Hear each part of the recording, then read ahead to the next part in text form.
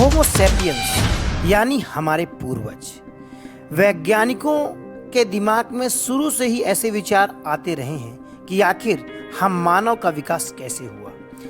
जैसे जैसे विज्ञान की समझ बढ़ी, वैज्ञानिकों ने नए नए रिसर्च किए और होमो सैपियंस की एक थ्योरी दुनिया के सामने निकल कर आई, जिसमें वैज्ञानिकों ने कुछ ऐसे सवाल के जवाब भी दिए कि आखिर हम सब कौन हैं, हम कहां से आए, वही हमारा डेवलपमेंट कैसे हुआ।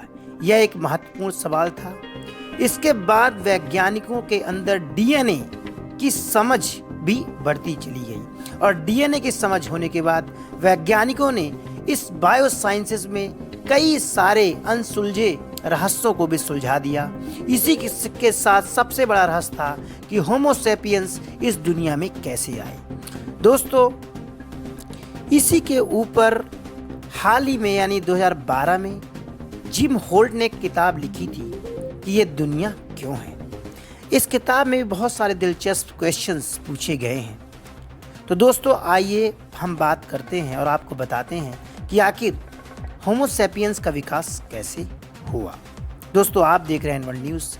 कृपया हमारे चैनल को सब्सक्राइब, ज्वाइन और शेयर जरूर करें।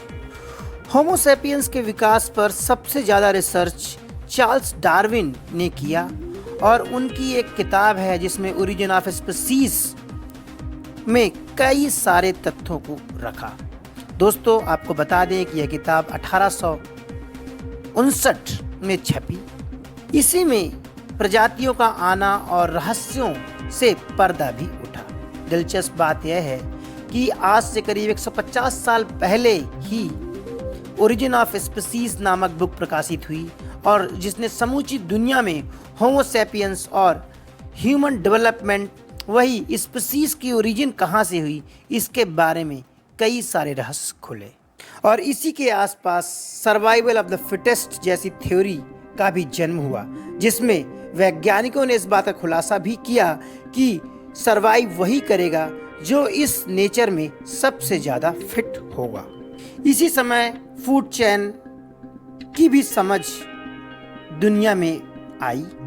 वही चार्ल्स डार्विन की थ्योरी एक एक्स्ट्राऑर्डिनरी थ्योरी थी जिसने समूची दुनिया में ह्यूमन डेवलपमेंट और स्पीसीज के डेवलपमेंट का एक नया ही नजरिया समूची दुनिया को दिया। इसी को लेकर साल 2010 में साइंस जर्नल में प्रकाशित एक लेख में पावो के नेतृत्व में वैज्ञानिक की एक टोली ने ऐसा भी कर दिखाया। उन्होंने बताया कि अफ्रीका के बाहर मनुष्यों में नीदरलैंड का डीएनए है। बहुत कम पर निश्चित रूप से उनके नतीजों ने बताया कि यूरोप में रहने वाले आज के लोगों में भी से 2% लोगों का डीएनए अभी भी नीदरलैंड का ही है। यानी डीएनए की थ्योरी और डीएनए की स्टडी से ही ह्यूमन डेवलपमेंट और जीन्स के डेवलपमेंट की समझ वैज्ञानिकों में आई। तो दोस्तों, डीएनए का रिसर्च एक अभूतपूर्व रिसर्च था जिसके कारण होमो सैपियंस की थ्योरी को भी प्रूफ किया गया। नमस्कार।